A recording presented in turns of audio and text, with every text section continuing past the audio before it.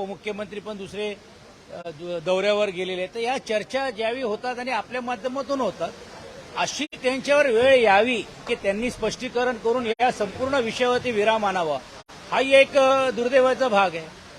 मुंबई शहरामध्ये महानगरपालिकेच्या कार्यालयामध्ये पालकमंत्र्यांचे कार्यालय केले गेलेले आहेत. बॉडी नसल्यामुळे हे कार्यालय तिकडे केलं झालं असं स्पष्टीकरण राज्याचे उपमुख्यमंत्री अजितदादांनी देण्याचं काम केलं. त्यांनी हेही सांगितलं की आम्ही दोघं पालकमंत्र्यांशी बोलू. मग आमचं म्हणणं असं आहे की हेच जर असं न्याय तर पुण्याला पण पालकमंत्र्यांचं कार्यालय उघडा, पिंपरी चिंचवडला उघडा, नाशिकला उघडा, ठाण्याला उघडा. तिकडे पण 2-2 वर्ष बॉडी नाहीये ना. आणि दुर्दैवाने म्हणावं लागेल की मुंबई शहरामध्ये पालकमंत्र्यांचं कार्यालय हा आता राजकीय बसण्याची जागा झालेली आहे. अनेक माजी नगरसेवक भारतीय जनता पार्टीचे किंवा आता जे तुटून आलेले जे आमच्याकडनं जे गेलेले आहेत हे तिकडे जाऊन बसतायत. आणि माझं म्हणणं इकडे जनता बसते की इतर लोक बसतायत आणि कुठचे विषय ते घेत आहेत, कुठचे जनसामान्याचे लोकांचे विषय या आठवड्याभरामध्ये सोडण्याचं काम केलेलं आहे. स्थानिक संस्थेच्या वरती अतिक्रमण करण्याचा हा अभिनव प्रयत्न जे चाललेले आहेत, मुंबईकर याला निश्चितपणे पुढच्या काळामध्ये जाब विचारल्याशिवाय राहणार नाही आणि उत्तर दिल्याशिवाय राहणार नाही.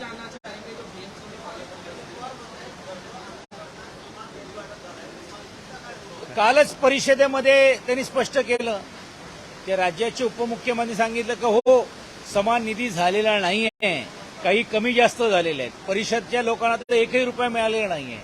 आणि म्हणून हे दुर्दैवी आहे. समान निधी हा फक्त आमच्या पुरता मर्यादित नाहीये. आमच्या इकडचे जे मतदार, विधानसभेमध्ये जे असलेले जे मतदार आहेत, मतदार जे निवडून जे तिकडे जे मतदार आहेत, ज्यांनी त्यांना निवडून दिलेले आहेत, त्यांचे दायित्व त्या आमदारांकडे पण सरकारकडे पण आहे. सरकार जे आम्हाला मतदान केलं नाही, आमच्या विचाराचा आमदार नाही, म्हणून असं जर न्याय देत असेल, म्हणून कालच मी बोलताना बोललो की हे जे मतदार हे का राज्याचे बाहेरचे आहेत का किंवा देशाच्या बाहेरचे आहेत का? मग एकाला एक न्याय वेगळा न्याय का? कामाच्या माध्यमातून निधी देण्याचं काम केलं पाहिजे. माझा स्पष्ट आरोप आहे की अनेकांचे काही विकास निधी हे ड्रेनेज पॅसेज म्हणजे डीपी ज्याला म्हणतो डुप्लिकेट आणि डीपी ज्याला म्हणतो म्हणजे ड्रेनेज पॅसेज याच्यासाठी निधी दिली जाते. पण सर्वसामान्य लोकांच्या जनतेसाठी ही निधी दिली दुर्दैवाने जात नाही.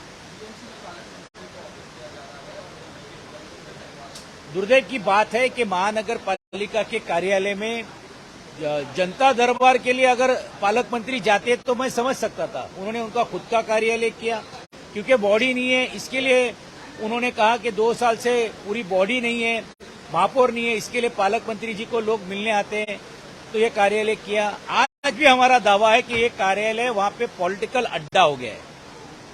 मैं पूछना चाहता हूं सीसीटीवी के फुटेजेस के माध्यम से कितने जनता के लोग वहां पे आए, कितने लोगों की समस्या छुड़ाने का काम किया, फिर कौन जाकर वहां पे बैठ रहा है और बैठ रहा है तो किसके विषय लेकर बैठ रहे हैं.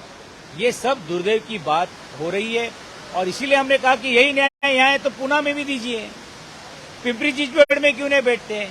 फिर हर जिला परिषद में और हर छोटे छोटे महानगरपालिका नगरपालिका में जब पालक मंत्री ही जाकर बैठने लगे तो वहां के सीओ क्या काम करेंगे, वहां के महापौर क्या, जो आने वाले महापौर क्या काम करेंगे और वहां के जो माजी नगर सेवक है वो लोगों के सामने कैसे रहेंगे. इसीलिए पॉलिटिकल एडजस्टमेंट करने के लिए और इतनी हावी हो गई है भारतीय जनता पार्टी को कि लोकशाही से हम अगर नहीं हला सके तो हम ठोकशाही से इस महानगरपालिका को काबिज करेंगे. ये जो उनका सपना है वो मुंबईकर कभी पूरा नहीं करेगी. निधि के बारे में भी समानता नहीं है. हम तो हमेशा कह रहे हैं कि हमारे यहाँ के जो मतदार हैं वो क्या बांग्लादेश से आए हैं क्या कोई दूसरे देश से आए हैं, वो यहाँ के नागरिक नहीं है क्या? क्योंकि वो हमको मतदान करते इसलिए उनके ऊपर अन्याय करने का काम आप कर रहे हैं, क्योंकि वो हमारे विचारधारा से और आपके विचारधारा में नहीं आ रहे हैं. ये बहुत ही गलत बात है. इसके बारे में राज्य के उप मुख्यमंत्री जी ने हमको आश्वासित किया कि हम देखेंगे, अगर देखा ठीक है, नहीं तो हम जनता में जाएंगे और जनता को बताएंगे कि किस तरह की राजनीति हो रही है. आज आरोप करने का काम कुछ लोग करते कि आपके कारकिर्द में ये हुआ, ऐसा हुआ. कोविड के 2 साल में विकास निधि कामों को देकर दी गई, लोगों को देखकर दी नहीं गई. कभी भी राज्य के तब के मुख्यमंत्री जी ने कोई भी ऐसा एक ड्राफ्ट बताया कि इसमें साइन किया कि ये पार्टी को दिया जाए और ये पार्टी को दिया नहीं जाए, ऐसी कोई भूमिका नहीं ली थी.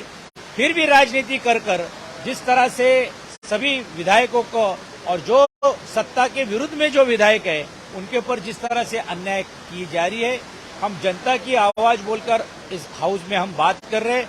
नहीं होगा तो जनता की अदालत में जाकर इसके बारे में हम जवाब पूछेंगे।